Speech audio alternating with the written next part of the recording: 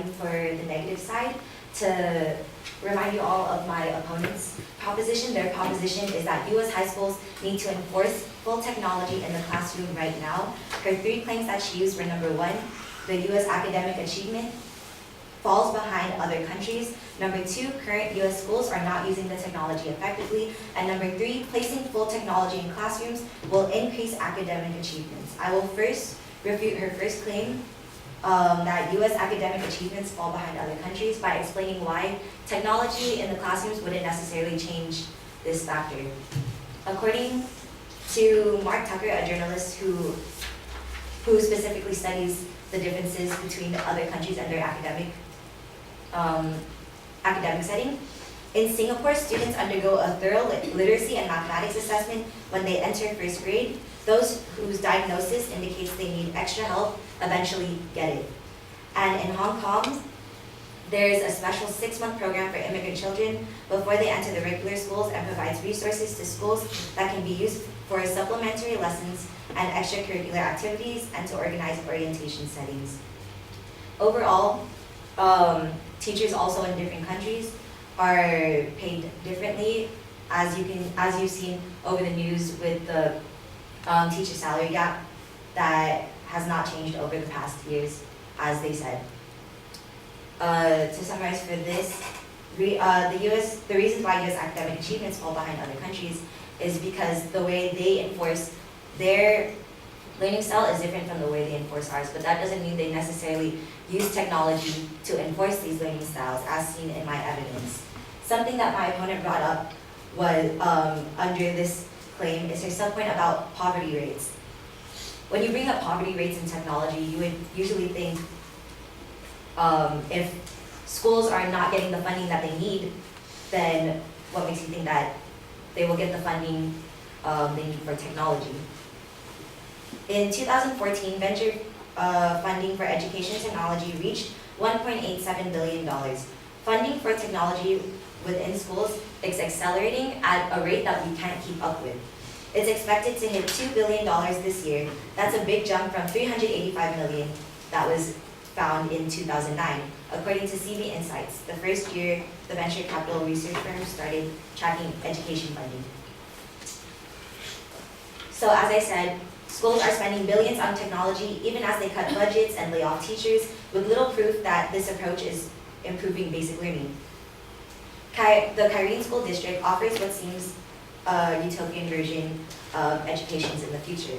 So Kyrene District was basically an experiment that the government hosted in New York that instilled what they were looking for, a proposition that enforces full technology in the academic learning site for high schoolers. Tom Vander Ark, former executive director for education at the Bill and Melinda Gates Foundation, states, the data is pretty weak. It's very difficult when we're pressed to come up with convincing data. This is because the data they found from this experiment was that full technology neither improved nor disproved any advances within their learning capabilities. Her second, another piece of evidence that she brought up was that teachers these days do not, technology these days that are instilled in the academic environment does not accommodate to the new generation. She brings up how as generations start moving towards a modern world, they should be using technology to keep up with these advances.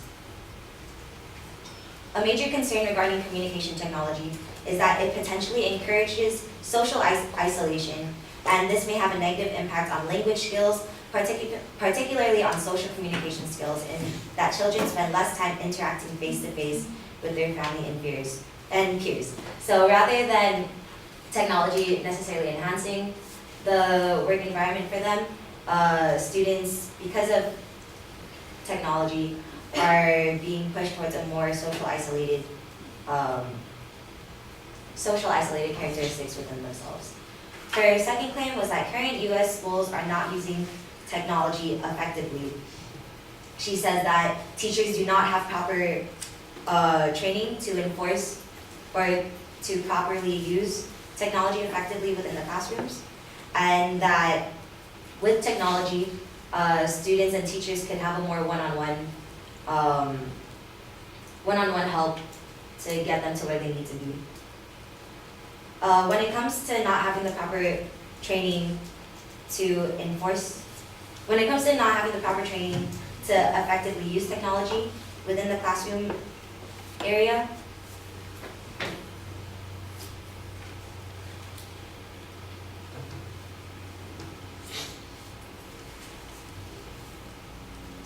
when it comes to not using proper training, this is mostly because the technology that we're offered today is not good enough to use within a classroom setting as of right now. Technology has been placed within the classroom setting ever since 1997, and yet the reason why we do not move towards a fully enforceable technology within the classroom is because we don't have the modern technology we need today to improve academics. Finally, my opponent also brought up placing full technology in classrooms will increase academic achievements. According to the National Center for Education Statistics,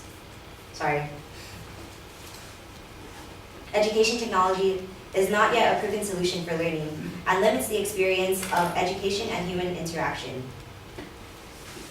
Due to the technology that we have right now, students are not able to fully improve themselves when it comes to academics because we are not at that state yet. So my proposition is that rather than U.S. high schools needing to enforce full technology right now, we should just let course take its time and history take its time, and eventually we will get to a place where full technology within the classrooms will then improve learning ability.